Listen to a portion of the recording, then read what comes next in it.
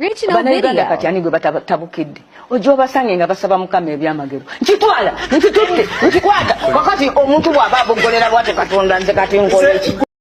Yayiwa omusaayi, omwana omuto yafiira myaka mito. Naye eyamukwatako okumutandika okumuyingiza mu bintu ebyo tetwaddayo kumulabako. Tulina gye tulaga maama mu nsi yaffe tulage waffe tusaba buyambi. Tusaba buyambi maama mutuyambe bannange naye tufudde ffe. Kati ffe tuddire ebibanja tubawe buwi.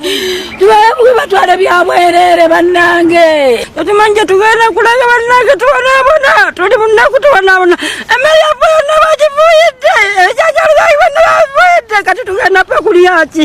Tugenda kulyaki muzibu ddala okutuleka enjala enjerere n'atuyira ebintu byaffe. Tuwuliranga ofa.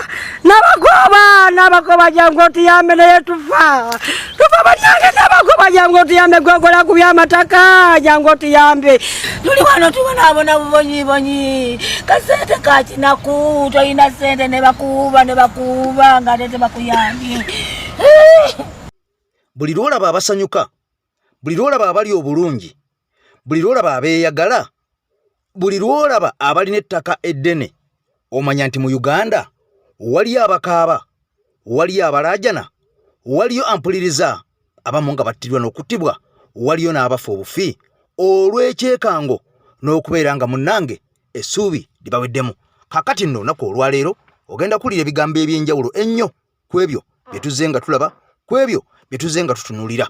Ensi Uganda wali ogirowooleza kaakati emaze okubeera nga eseesetuka era wenjogerera yamaze dda okubeera nga evaawo nga bwe nkoledde akatambi olunaku olwaleero ke tusoose okubeera nga tuwulira olunaku olwaleero n'okulaba nkugambe nti paaliyamenti y'eggwanga Uganda emaze okutandika mu butongole okuteesa ku ngeri ki bannayuganda gye tugenda okubeera nga tetuddamu kulonda mukulembeze wa ggwanga ng'abasajja bano be batutegeerera n'okutulondera pulezidenti oyo gwe babeera batusiimidde. Kaakati olunaku olwaleero oba MPO abaddeyo oba badde taliyo nkugambye nti Nobert Mao yamaze dda okwanja ensonga mu paaliyamenti era paaliyamenti kino yakissizaawo dda mu bwangu kisobole okubeera nga munnange bakiwaawanyaamu basobole okubeera nga bakiisa mu kamooli bakisuuleyo kubanga baakimanyi nti mwami Museveni luwedde ku mpagala amaanyi gamuwedde ate gye n'omuhoozi bannayuganda bamuzira tebamwagala. Kaakati nno mwami Kyagulanyi ng'amaze okudominatinga ensi Uganda okubeera nga ne mu Bulaaya yonna abazungu bamukooneramu. Kaakati nno ekyokumulonda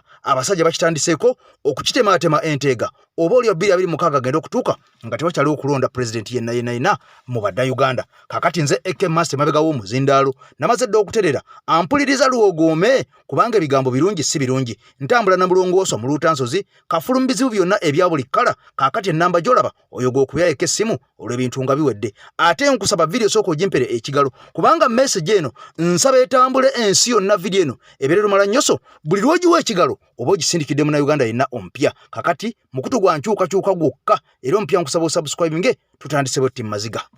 Mu bantu 27 abatandika olutalo lwaleeta gavumenti eno mu buyinza mwe mwali ne Mule Muwanga eyali omutuuze w'e Matuga ku Mabanda mu Gombola ey'Egombe. Mule Muwanga bwe yali azzeeyo awaka okujjanjabibwa ekiwundu ky'essasi eryali limukubiddwa yakwatibwa abajaasi b'Obote mu 1983 ne bamutta nga n'abantu be tebamulinaako malaalo.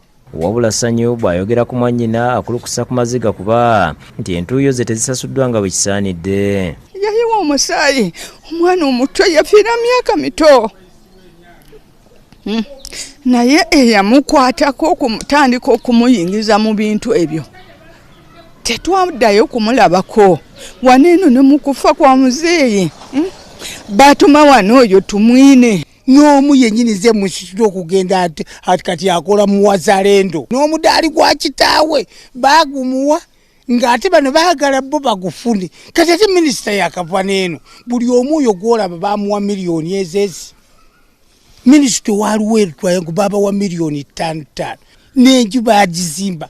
Waliwo Kamanda Lutaaya ye yafuluma yaleeta buwumbi na buwumbi n'abaga mugule ettaka ly'ekijjukizo kya Mule ne bagula Erwadda yonna batunzeeyo bamazeeyo. Bano bakanyiki abatuuze bannaabwe okubbula mu muntu akatale kubanga tebakalina mukono gwonna. Wabula Ddamulira agamba nti abaana ba Mule be baabawa olukusa okubbula mu kitaabwe akatale era nga bamativu n'ekigenda mu maaso. Omuwala omukulu akola mu Wazalendo n'ebbaluwa njirina ng'atukkiriza okubbula mu taata weeki amanya mu katale muli. Tutuuseeko ne Nakaseka awaayindira olutalo. Kibuuka Edward Mukuye omutuuze w'ekifumu agamba nti ebiseera ebyo tebyali byangu olw'emitima emibi egyabalagibwa abajaasi b'Obote. Naye olw'embeera eyaliwo twasikirizibwa naffe ogenda mu magye kubanga naffe nga batuyigga nga balowooza nti Gamuzeeyi bwe yatandika olutalo mu nsiko ate naffe abamu nga tetunaba kuyingira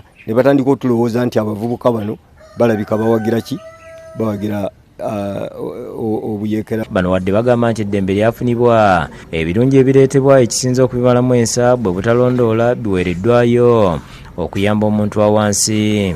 Mwalimu rehabilitation, mwalimu baani, naye abantu ate mwana wattu abaalinga bateekeddwa mu buvunaanyizibwa obwo ng'ate ssente bazikola ki? Ezandibadde zizimba Luweero.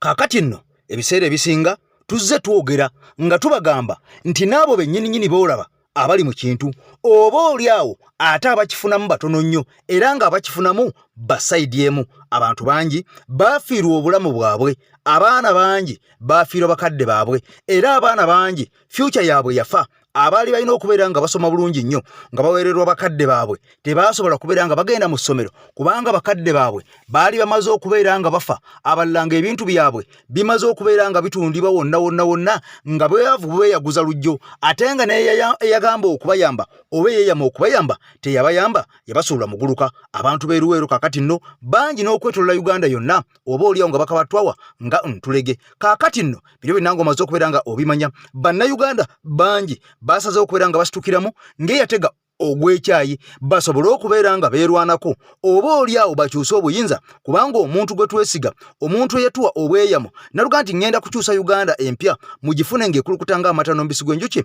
Essaawa zino yabivaako dda investments mwenda muziwulira ng'omusajja ebyobugagga byalina bingi mu ggwanga erya Tanzania, ebyobugagga bingi mu ggwanga erya Rwanda, enguudo muziwulira mu ggwanga ery'e Congo ng'omusajja azimba kyokka nga ne Mbulaaya ebyobugagga biyitirivu nnyo omusajja asalawo okubeera nga yekkusa. Kakati nno bannayuganda abaasigala nga bakawatwanga entulege bangi bali awo ne bw'obagamba nti bannange twefeeko bangi basigala batunula butunuzi. Kati mu mbeera y'emu bannayuganda batasiba zikweya abateerya nkuta abateekomomma basazeewo okusitukira wamu nga yatega ogw'ekyayi basobole okubeera nga balwana okwejjako olukokobero omusajja nga bwe nkunyonyodde nga ne paliamenti essaawa zino gye twalowoozanga nti ejja okubeera nga etuyamba essaawa zino naye bagiwa bwe musimbi bano abasajja ne batuukiza ebigendererwa eby'abasajja bali okubeera nga babiyisaamu. Ojjukira bajja ekkomo ku myaka gy'omukulembeze kaakati ne bajja ekkomo ku bisanja. Kaakati olunaku olwaleero baatandise dda okugjawo ekiyitibwa munnayuganda okwerondera pulezidenti kaakati nga basazeewo akabonero oba ekigambo oba akawaayiro akamanyiddwa nga people power nti amaanyi gali mu bantu akasookerwako mu constitution ey'eggwanga Uganda baakamaze dda okubeera nga bakajjamu amannyo kaakati basaze okubeera nga batutegeerera. Era bino byonna okubeera ng'obiwulira bannayuganda bangi bawoza mbugondera gavumenti eriko ate ejje kusanga ng'oli mulamu. Kaakati nno bino bangi babiganye era okusinziira ku bigenda mu maaso njagala nnyo owulize ebigambo bino kubanga ndakugamba ebigambo bino babyanjawulo nnyo ffe tubikuleetera ne tubikuwa osobole okubeera nga ofunamu ekinaakuyamba ne kiyamba omwana wo ne kiyamba n'omuzukulu oba oliawo n'otegeeza n'oyo atakitegeddeeko nti ensi weetuuse tulina kwebereramu okuzuukuka ffenna tusobole okubeera nga twerwanako. Naye watali ekyo abasajja baatumwamira era bakyatusensera akabano kafuuka akabano. Ebyasimanyi gondera gavumenti eriko gyagala ekusange ng'oli mulamu genda obigambe ennyoko. Museveni ye agondera eriwa eyaliko ne musanga nga mulamu. Omulima gwa Museveni omukulu gwonna gwazaakolera mu zi gavumenti ezibaddewo nga si yali mu buyinza kutta bannayuganda gayambisa ekibiina ky'abatujju ekya Fulonasa period tewaliwo kirala kyokka ne bwe yatuuka mu bukulembeze ky'okulekerawo okutta yo okutta eringa hobi era ali ku bannayuganda takubba kunyaga kukola gwe mulimo gwa Museveni omukulu. Yalina konvoyi y'obukulembeze bw'eggwanga ekuyitako ng'ewunya ekivundu ky'emirambo bo baliwo kutta. Watuleetera enkola capitalism etufuukidde ekizibu mu ggwanga lino. Enkola ya Nansi wa Mukange etufuukidde ekizibu. Wasanga enkola ya communism tukyali mu kwesika okulaba enkola ya communism yali esobola okumala biwo bino byonna eya Nakalya Akaani wabijjawo. Oli mu nkola ya Nansi wa Mukange ababo be balya twajja tetukyasobola kudda mabega tetulina government gye tugenda kugondera paka ng'ogenze and we are here to sit ne bwenkera ku machanga nfudde waliwo omulala jjo okwambuka tetugenda kuddamu kuweeza Robert Dobbs style buli omu wasanga wakuba tetukyalina buddebwo weshegera ne mutufuukidde ekizibu okulemberedde eggwanga emyaka 40 ne buli kye wasanga eggwanga lirina byonna wabitta byonna mbogenda kutandikawo ebirala ebiriwa byotandise Museveni kigwa mukulembeze mu nsi yonna nga failure total failure toyina kirungi kyokoledde eggwanga lino kuba ebirungi abakulembeze bye batukolera gwe bye wali olwanyisa ate wasanga n'abo bajega abo bazadde baffe ffe guno omulembe ng'oleeta yo nonsense because tutula ne tubala ne tugamba ono mukulembeze gwalwanyisa kikyaleeta nga tubirabako ne tugamba twala kasasiro niyo tula nobala ne Museveni byakoze tebiriiwo wakubuuza essomero lyonna lyotandisewo bukyangojja 86 tolirina gwalyo kiri yotandisewo pya bukyangojja 86 tolirina Museveni ekintu ekipya kyakoledde eggwanga lino bukyangajja okola kkubo lya Entebbe Express Highway yekkubo epya lyatandikawo ate nayo tulisasula bogus nonsense ebisigadde byonna bisanze waddaabiriza buddaabiriza n'empooma satellite gye wasanga amini atukoledde nekulema okubeera ng'okulakulanya okutuusa ku mulembe guno oguliwo mpooma satellite oyinza ogabalundirawo mbizi bugondera gavumenti eriko gyoyagala ekusange ng'oli mulamu bogus tetusobola kugondera bintu bya kisirusiru naawe mpozi tutto tumalewo nenaffe botta naawe ogenda wenna ovunzevunze tokya kakati nno bino byonna bw'ogenda mu maaso n'okubeera nga obiwulira n'obeera ng'obitegedde ekyamazima amatuufu singa bannayuganda ffenna twazuukukira wamu ne tukwatira wamu ne tugamba nti agali awamu ge galuma ennyama oba oli awo twandibadde tulina kye tukola ekyenjawulo ennyo okubeera ng'ensi yaffe tugizza mu mikono egy'abasajja abatali bamukwata mmundu mwenna mwawulidde Muhoozi Kainerugaba ono nga ye mutabani wa General Museveni ampuliriza omukulu yavuddeyo n'akakasa naga nti mwami Museveni bw'anaaba avudde mu bukulembeze ng'avudde mu ntebe ey'eggwanga Uganda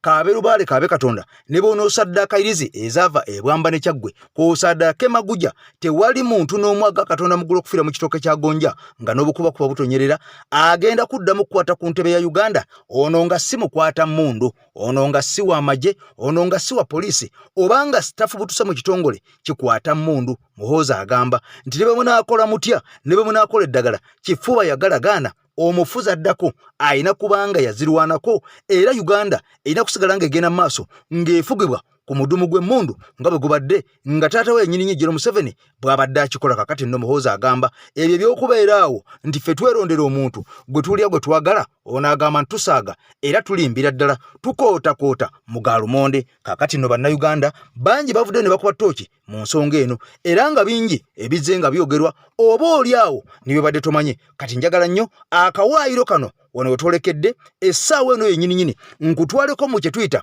akatambi ak'enkizo akatambi ak'enjawulo k'olina okubeera nga ofunamu osobole okubeera nga oyiga ebyo ebiri munda ebikusike by'obadde tosobola kubeera nga otegeera wadde ng'obadde obiwulira era nga bingi obadde obiraba nga ne ku TV ebimu wali obirabyeko ne ku social media naye nga bw'obiraba bisigalawo nga bw'obirabye kaakati nno njagala nnyo akanyomero kano tukatuulemu okawe obudde okawe obwongo osobole okubeera ng'otegeera ekiyitibwa deep politics obeere ng'okimanya kubanga mu Uganda oba ne mu nsi yonna buli kintu kyonna kyolaba ekiri ku nsi kuno era kitambula lwa politics kakubeere kulya kakubeere kunywa kakubeere kwambala buli kimu kyolaba ekitambula ekigenda maaso mu nsi yaffe eno politics yakisalawo okubeera nga bwe kiri oba kirungi oba kibi politics ennyininyini awedde emirimu yakisalawo kakati nno negattaako tugende mu deep politics owulira akanyomero kano ampuliriza ate oyige ebyo bibadde tomanyi byolina okubeera nga oyiga ono deep politics mbadde njagala muyiga akantu kano yensonga lwaki nkazzeemu Nalweyiso yagambye tebasobola kukkiriza buyinza Bowa Kyagulanyi. Muhoozi n'agamba tebasobola kukkiriza buyinza kubuwa muntu nga si munnamagye oba munnapoliisi wa polisi. Mawu n'avaayo n'akugamba Kyagulanyi oba oyagala obuyinza funa abakwate emmundu kufuna emmundu. Besigye n'akugamba tugende mu nsiko bino ebyakalulu tebijja kukola mpuliriza bulungi. Museveni yali ya programming bannayuganda nti bo bannayuganda balina kubeera nga baki bakozi baabwe. Oshegedde era nga bw'ovaayo n'oyogera ku bigenda mu maaso bakugamba gw'oyogera ngani oli munnamagye oba poliisi. Kati Kyagulanyi azze asitula obuyinza abuzzaayo mu bantu, atadde slogan agitaddeko people power, power belongs to people. Obuyinza buli mu bantu. Museveni yali ya programminga n'abantu be yabaparadinga wali nga just in case ene bibalo bye bigaana bali eri be bagendo chikwata nga bonna bamukwata mundu na paradinga Obesigye Mugisha Muntu n'ateekawo simanyi Mbabazi n'ateekawo bano ba Sejjusa Tinyefunza n'ateekawo Tumukunde n'ateekawo Babirali bonna bannamaje nga we mulwana bali be bagendo chikola ki bonna bannamaje yensonga lwaki batu programming nga bakituzza matu nti ekintu kina kuba kya bannamaje oba mpulira kati Kyagulanyi abakola akabi asitula obuyinza abagamba nti bannayo obuyinza bwammwe bannansi Uganda, power belongs to you. Jukira bo be babadde basalawo ani agaggawala ani ayavuwala ani abakolera ani atabakolera ani gwe batta ani atafa ani gwe basiba ani gwe batasiba nga byabwe n'amateeka tegakola. Osegedde ani ayina ennyumba ennungi ani atagiina ani avuga emmotoka ennungi ani atagivuga ani ayina ettaka eggimu. Osegera nga bonna be babisalawo nga gwe ne bw'okola otya bwe baba tebaagala ofune togenda funa n'obwoteekamu amaanyi gatya n'obala otya bwe baba tebaagala okole tojja kukola.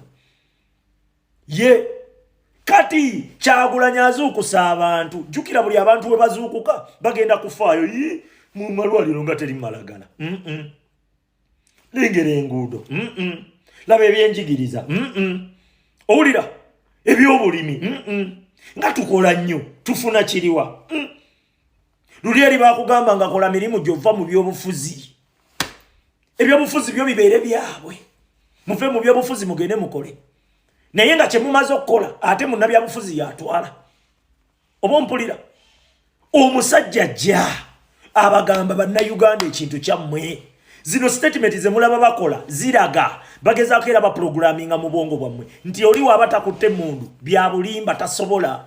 Kati ffe tulwana obuyinza buddeeri bannayuganda banyini kintu bano abantu bano bannamagye bonna be baparedinze wali balina kuba basavanti b'abantu. Oba osegera ye kati era tubagamba omuntu yenna agenda okuvaayo okulaga nti atwala ekintu ekyo alina kudda mu mabega g'abantu ate akulembedde abantu ssaawa zino ye Kyagulanyi. Ojja tuwulira tujja guluba paka nkubuulira kubanga kino ekintu tebasobola kiwangula. Yensonga lwaki bagula bu TikTok bungi bagula abayimbi bangi bagula buli omu ng'ekimuguza kulagako nti nabo bali ku sayidi y'abantu nti beetaaga abantu ate tebabayina. Oba ontegeera mpozi ke mbadde neerabidde Kyagulanyi asitudde abantu abazza mu kibalo ate tebaali mu kibalo. Osegedde mmwe bannayuganda Kyagulanyi yabakomyawo mu kibalo. Mwali byali temuyina na kugetinga involved mu byo. Kati mukitegere kino ekintu tulwanirira kyaffe bannayuganda si kya Kyagulanyi. Osegedde ku mukutu guno nakugamba nti ensonga zonna oyina okubeera nga ozitegeera bwe zizze bwe tuzireeta naawe n'obeera nga ozitegeera kubanga ensi yaffe erina okubeera nga egenda mu maaso ate era nga tujagaliza ekisinga obulungi. Kyova olaba ebibeera nga bibi tubyogerako mu bubi bwabyo era n'ebisigala nga birungi ne tubyogerako nti birungi. Kaakati nno mu mbeera eno nga tukyagenda mu maaso n'okubeera nga tukungubaga kubanga lwaki tukungubaga omukyala Mole Mugisha ono nga yabadde deputy president bitundu bya Maserengeta yamaze dde okubeera nga mukwano gwange atuva ku maaso n'atufaako era nga mwami Kyagulanyi ennaku z'omwezi 25-26 ono agenda kubanga atonya mu ggwanga Uganda asobole okubeera nga atwegattako oba oliawo tuwerekere omwoyo ogw'omugenzi Mole Mugisha. Maama Mole Mugisha kaakati yatuvudde ku maaso ate nga abadde mukyala ngwaŋŋuli amukyala ateeri antama enkwata ngabo. Kati mu mbeera eno mukwano gwange ali ku AKTV Media Uganda video nagambye ogimpeera ekigalo era ompya nenkusaba osubscribinge kubanga mukutu gwa nkyukakyuka gwa muntu wa wansi bwino gwe tukuwa wano togenda musanga wantu walala. Kaakati nno mwami Kyagulanyi ng'ali mu ggwanga erya Bungereza ng'ali mu Bulaaya ng'ali mu Europe ng'amaze okubeera ng'ayitibwa gavumenti y'eggwanga erya Bungereza naddala bano ab'ekibiina ekyale bappate abamaze dde okubeera nga balya obuyinza era ne bamuyita naye abeerewo ampuliriza kakati nno ebigambo byongedde okubeera nga biranda era ono amaze okubeera nga asinziira eyo n'awanda omuliro n'akasuka olunyata alukasikidde General Muhoozi Kainerugaba era ebigambo si birungi nnyo kakati nno omusajja ono mwenna mukimanye azze alwana ne gavumenti ya Mwami Museveni enkya n'eggulu era nga n'ebisago bingi byatuusiddwako olw'okubanga omusajja ono ateeka ekijinji mu mugaati gw'abasajja bano n'okubeera nga abasajja bano abalabisizza nnyo mwenna mukimanye ennatti ezifuuse ennatti eza buli kkala eza buli ngeri ku buli mukungu almost abatulugunya bannayuganda abalinyirira eddembe ly'obuntu abatta bannayuganda abaabasanjaga bangi bonna nga bano baakuba otukodda ennatti era nga mwalabe n'omukyala eyasembyeyo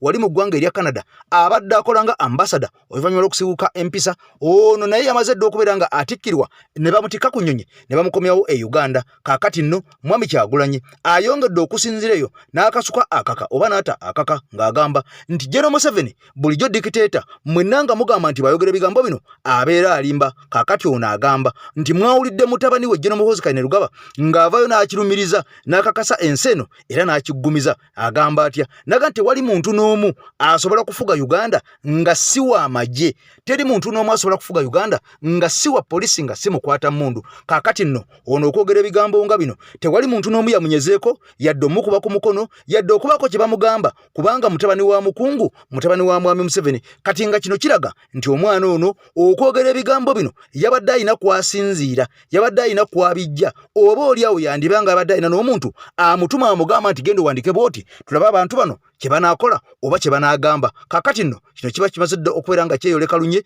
nti abantu bano badikiteeta abawedde emirimu kubanga bwe lwolemesa obuyinza mu mikono gy'emmundu n'olemesa obuyinza okuba bannansi ba civilian ne bakwata civilian government nedda mu bantu ng'amagye gakola nga agayambako okukuuma gavumenti eyo oba ofuuse dikiteeta n'akyemalira kati ebigambo bino bingi nnyo bikulu nnyo ate byantiisa njagala nnyo neegatteko tubiwulire byonna tubijjewo ate tweyongereyo ampuliriza n'akatambi kafe ak'olwaleero nga bwe twateesezza era nti eggwanga balifugira ku magye omwana bw'ategeezeza nti teri civilian agenda kulembera wano Kyagulanyi n'agamba nti ayambudde kitaawe amumaze amulese bute ye n'Omuseveni bamwambudde asigadde bute buli gyagezaako okubikkirira nti simanya wano waliwo demokrasi omwana amwambudde ensi etegedde nti wano tewali demokrasi bafugisa mundu omwana amwambudde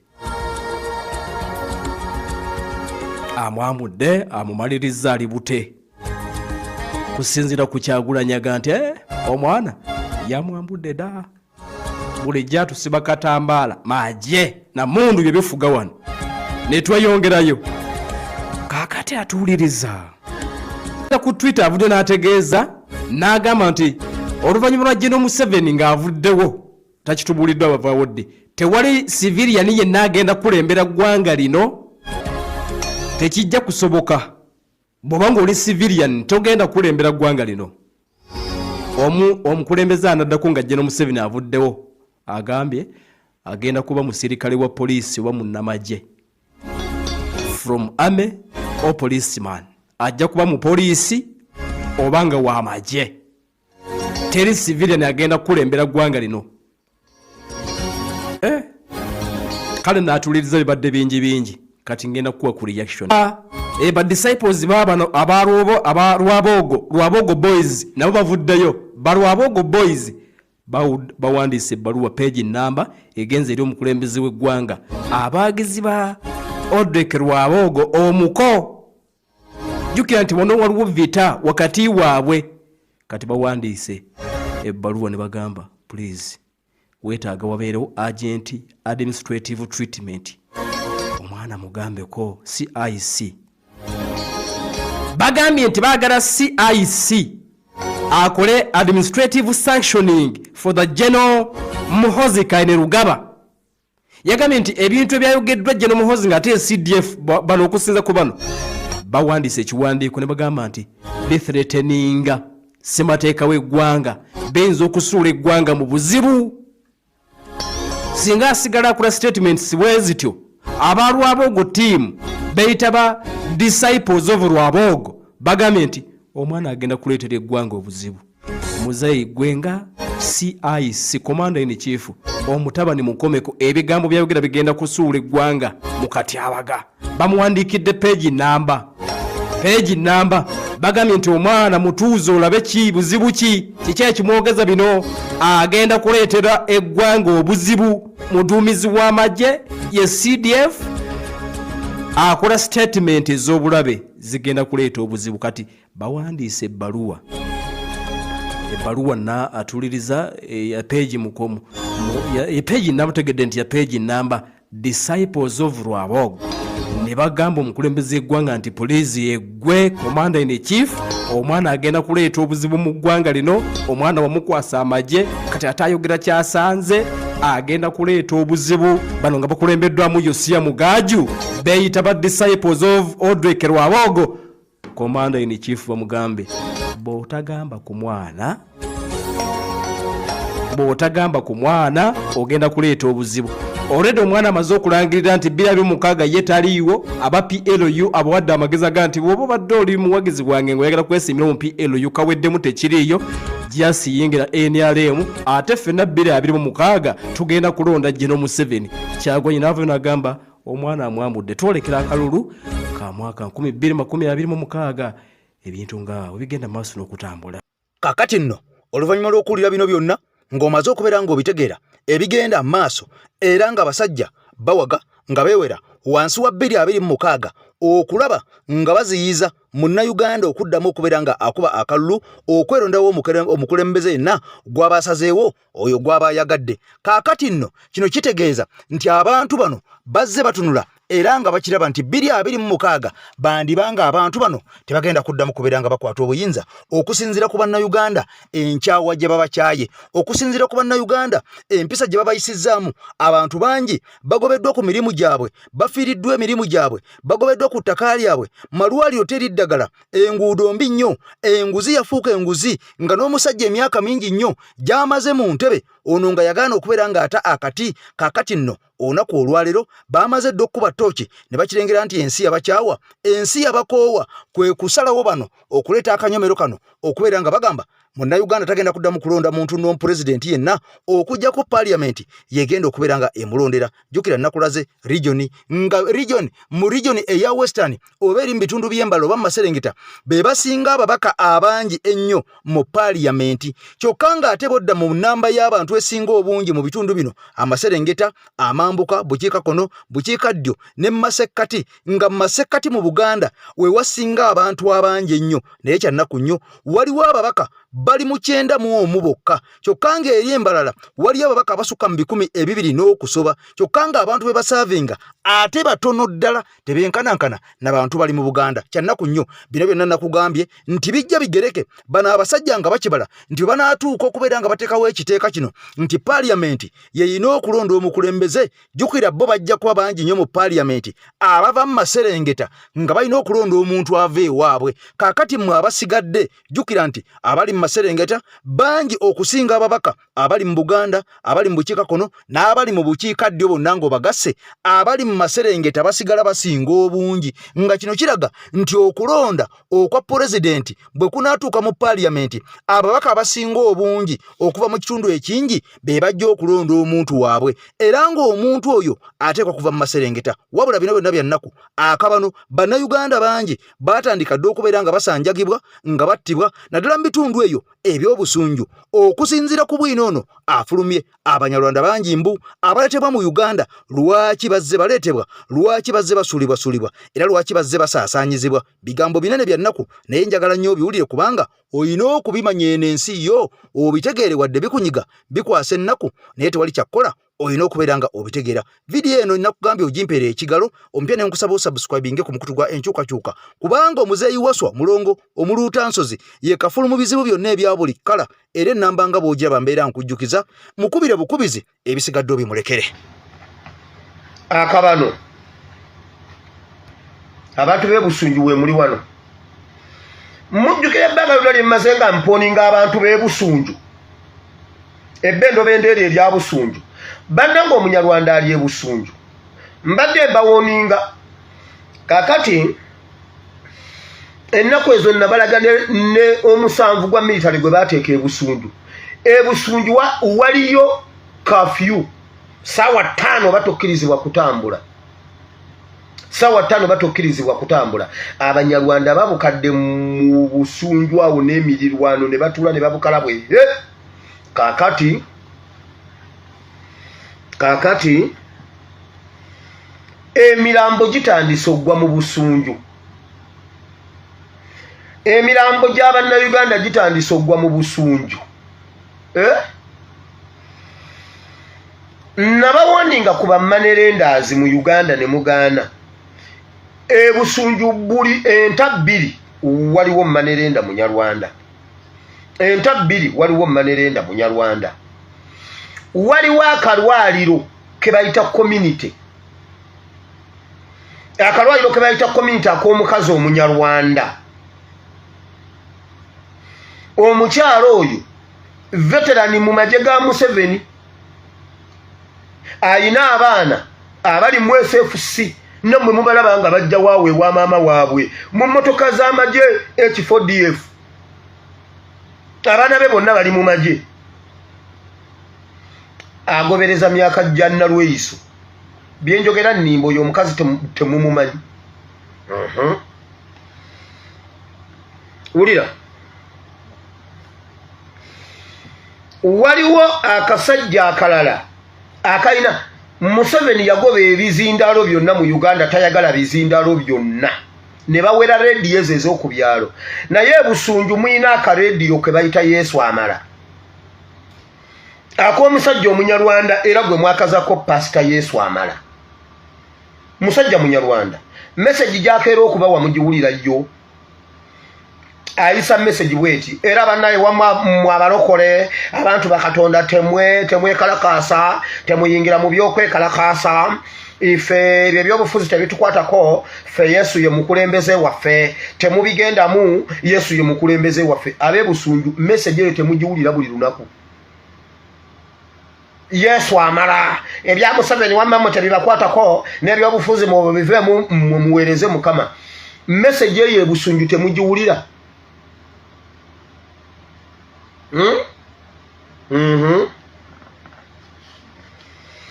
waliwo omukyalo omunyarwanda ayitibwa Maama Bbaala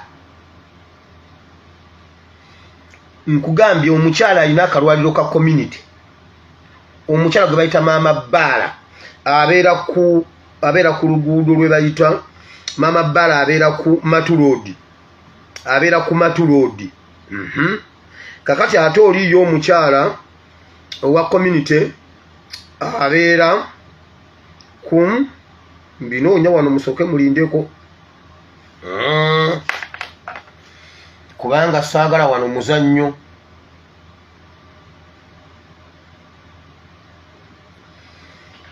Kawoomya akalo bakayita Kawoomya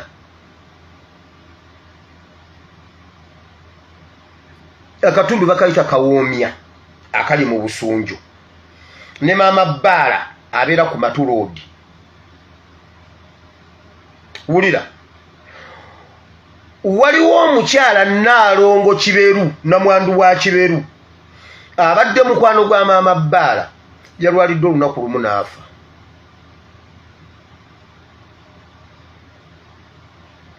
mumanyi omukyala oyo eyamusse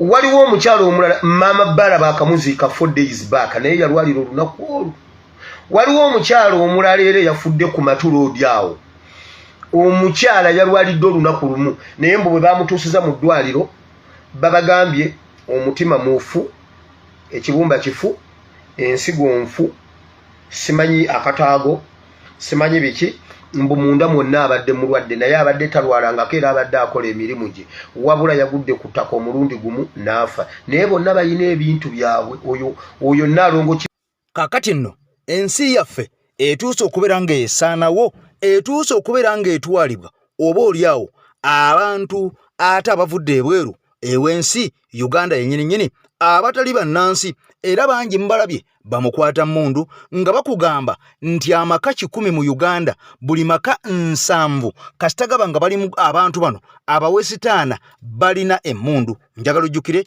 akakodya abasajja bano ke bakola okugenda Kalamojja ne bajjako abakalamojja bonna emmundu ze baalina. Bano baalinga beeraliikirira nga balowooza nti abantu bano mu kifo ky'okubeera n'emmundu ezo bayinza okubeera nga basalawo ne beekolamu omulimu ne bayeekera gavumenti. Kaakati bano babajjako emmundu zonna era olwamaana okubeera nga bajjako emmundu basajja battu ente zaabwe zaatandika okubeera nga zibbibwa nga zitwalibwa nga zigobebwa ng'olwo ekyokubeera nga kibakuuma tebakyakirina baasigala ngalo bunani. Kaakati nno bino byonna nga bigenda mu maaso njagala nnyo otegeera ebigenda mu maaso mu nsi yo. Nakugamba nti ku mukutu gwaffe twogera ebigambo ebyo by'otagenda kulaba ku TV by'otagenda kulya ku reediyo yo naye ng'ate bikulu nnyo bikukusibwa wansi w'emmeeza ne beera nga biyisibwawo oba oli awo ate nga tebiyamba na nsi yaffe nga munnansi tasobola kubeera nga ayambibwa. Abakyala mbalabye betandise nabo akatambi bano nga bagobeddwa ku ttaka lyabwe era nga mu nsi muno batuuse okufuuka emmomboze. Si be bokka bangi nnyo betalabako abayita mu mbeera ng'eyo ey'omukyalo oyo ba ey'abakyala bo. Ssaabasajja Kabaka awangaale tugende mu katambi kano. Ebigambo bino bituuka eri omuntu yenna ng'ebizibu byakukwatira mu manvu ng'ogezezzaako buli wamu okubyetakkuluzaako wabula n'okootakoota mu gaabwanda. Omulongo wa Swanga mu Luutansozi akusabye okkalire kubanga Zebulembe okukunaazaako amaziga ng'oyota ku byoto bye kafuumuula bibamba. Gwe wenna ng'ogobye ku mpapula ezifuluma eggwanga nga byagaana koba ebweru wa Uganda ng'obutuuze bugaanye amaka gakulemye emirimu gitabuse bizinensi ekunyiye. Omulongo waswaye mutuufu okukuwonya embeera yambula butuulo ng'agenda kukumira ku byoto. Kuba ku ssimu nooti 752228 nooti 910 awo mube butoola n'omu Luutansozi olwo yalambulula ebikutte entimba n'emigadde wanaakuwunzikira nga weeyagala ng'ebiiri gye ebitannaba kugwa kyankooto. You are renting somewhere, you have to take your kids at school, you have to give them proper medication. How will you cope up with 300,000 Ugandan shillings? When the person you are protecting, Museveni and his family, they have billions of money. Recently, fun enough, the elected president of Uganda, Kyagulanyi Ssentamu, he came out openly and he pledged that he's going to pay you 1 million Ugandan shillings because the money is there. But for you, you decided to decide with Museveni, who's now trying to kill futures of generation, including you. You are sleeping in tents. You are killed in unknown locations. Your bodies are not allowed to be returned to Uganda because there are going to be more questions about how and where you were transported to other countries without authorization from the parliament. I'm telling you, UPDF officers in SFC, police, military and prison serving officers, wake up before it's too late. Join the struggle. Don't let those people to fool you. Previously, Museveni and his team, they prayed that they are going to increase your salaries. Since now, they haven't even increased your salary. That was a big lie and a pregnant lie. You're still on the same salary, but they are still deducting your salary. They remove pay as you earn as you pay, local tax, VAT, mara sijui these circles, whatever. You end up getting 200,000 Ugandan shillings per month. How will you cope up with life in Uganda? Please wake up. Money is there, but you are protecting thieves, corruption officials, and these people. Imagine these people are not Ugandans, but you are serving them. You are sleeping in tents. You don't have even a single room where you're going to keep your family for the entire life. What if you die right now? Who is going to take care of your family? How many years will you work in UPDF to be on the same level of Muhoozi and Salimo Sare, like was Natasha, Sijui Patience, Sujiri Wabogo? How many years? Because you're being lied to, you are sleeping in tents. That is my message. Wake up before it's too late.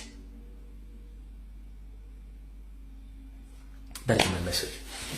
Tutandiseka program akalira bulungi nnyo mukatege njagadde okuyisa obubaka obugende abantu obategeere kye tuliko. Kati nakano kankayise olumu nako mukategeere. Gwe namo na Uganda ngera kutegeeza naddala abalunzi ekirwadde kya kansa kitambula nnyo mu byokulya naddala mu bisolo byetulunda n'amalagala gemukozesa okugemesa oba okuwonyesa ebisolo ebyo. Njera bategeeza mwegendereze nnyo ebika by'enkoko bitandise okujja mu Uganda. Waliwo ekika ky'enkoko kye bagenda okusindika mu Africa nga kino bagenda kisindika n'ekigendererwa ekyokuba nti kigenda kubalwaza kansa ajja obbattira nga temutegedde. Katugowe n'omulunzi w'enkoko ngenda kukusaba oba oyagala okuwangaala mwewale okutandika okulunda ebintu mutategeera. Zino enkoko zigenda kujja very soon. Njagadde nga bayisizeewo. What is the future of these chickens? Are we